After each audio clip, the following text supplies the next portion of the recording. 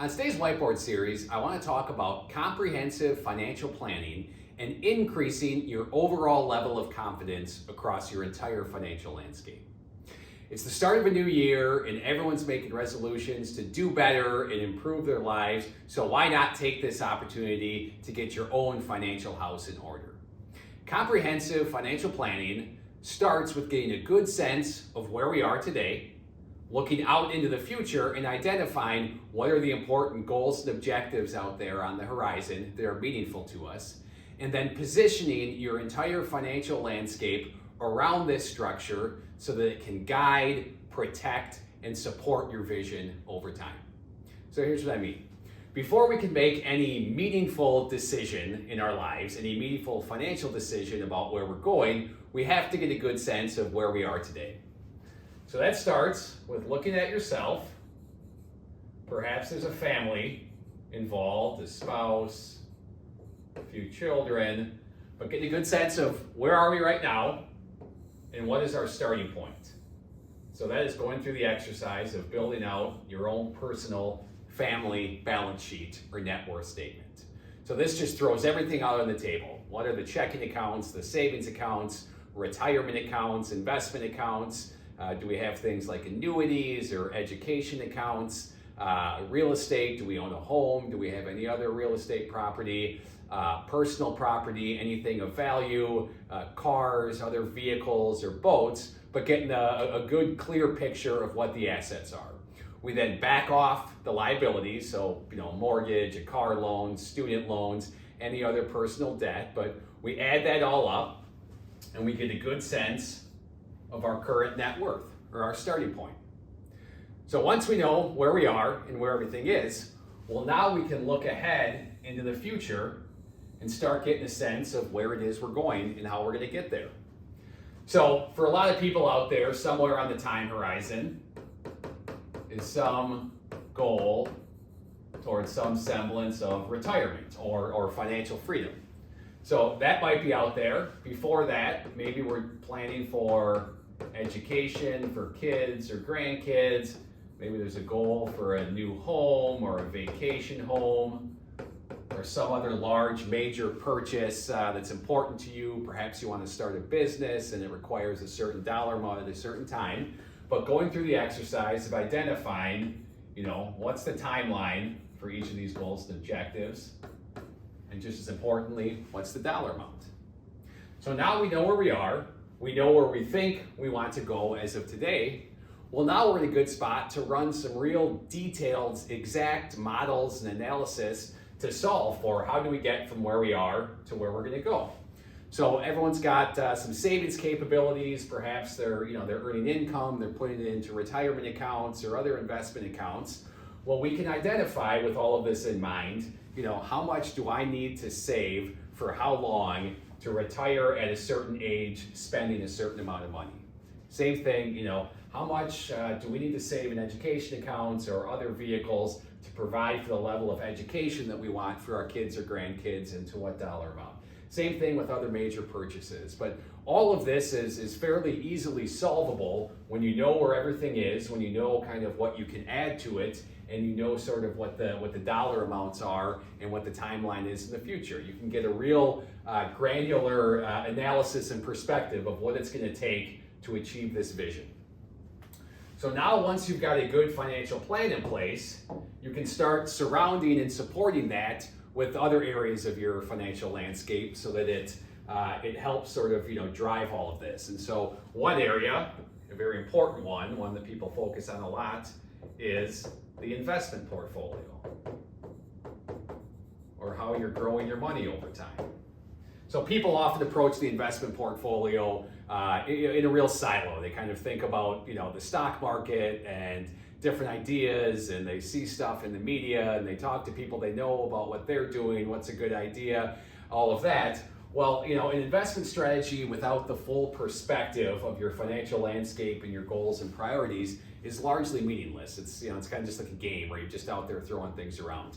When you tie it to a good financial plan, well, that can really help inform, what should our overall asset allocation be? What asset classes should we use to grow our money over time to achieve the goals. So that looks at things like, should we be investing in stocks, in bonds, in real estate? Should we be doing other alternative investments, private investments? But again, if we know where we are, we know where we're going, we know what our savings capabilities are, now you can construct a portfolio that's unique and customized to you, and that's going to give you the best probability of success to achieve your financial goals, which is really the point of all of this to begin with. So a good plan helps inform the portfolio. It also helps inform other areas of your financial landscape, like estate planning.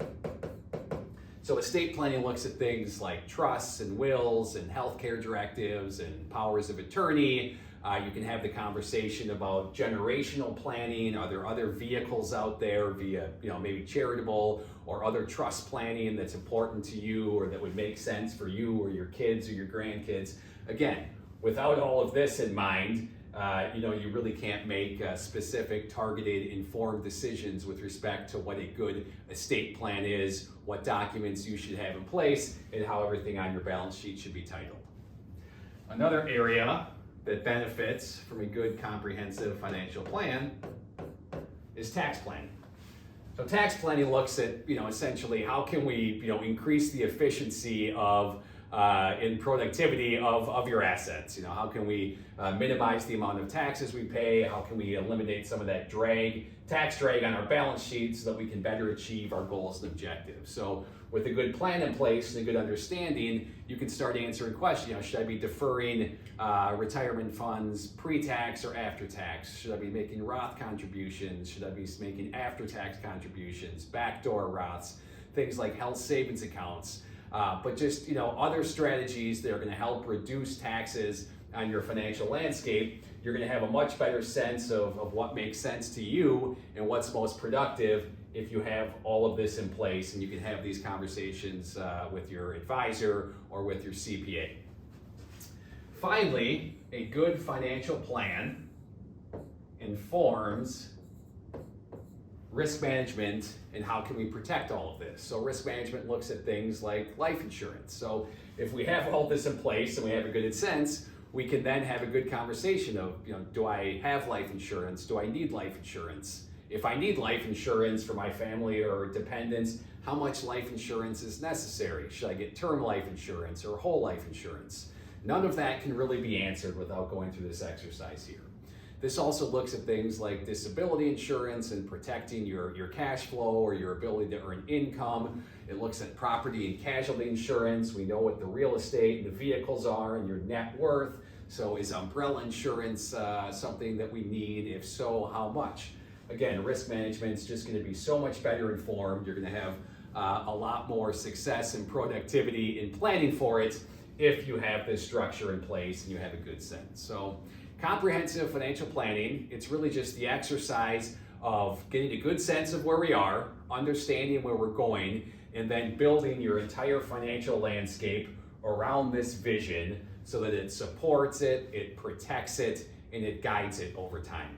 Too often people approach the financial decision making in each of these areas just sort of in one-off silos. So they make their investment decisions based on what they're thinking about the stock market and what they're talking about with other people. They read about some tax plan ideas and kind of make that in some silo over here. Same thing with risk management. Maybe they hear other plan ideas, but there's no coordination of all of this. And that coordination and comprehensiveness is really just to your advantage. When you get this staggered, piecemeal approach to financial decision making, it generally isn't productive. It generally isn't in your best interest. So we're at the start of a new year. There's a focus on wellness. A good comprehensive financial plan is going to significantly increase the confidence of where you are, where you're going. It's going to give you a lot more confidence and peace of mind around your financial decision making, and it's also going to give you a lot more confidence as you go through stretches like we have over the past year where the economy is slowed, markets have been very volatile. So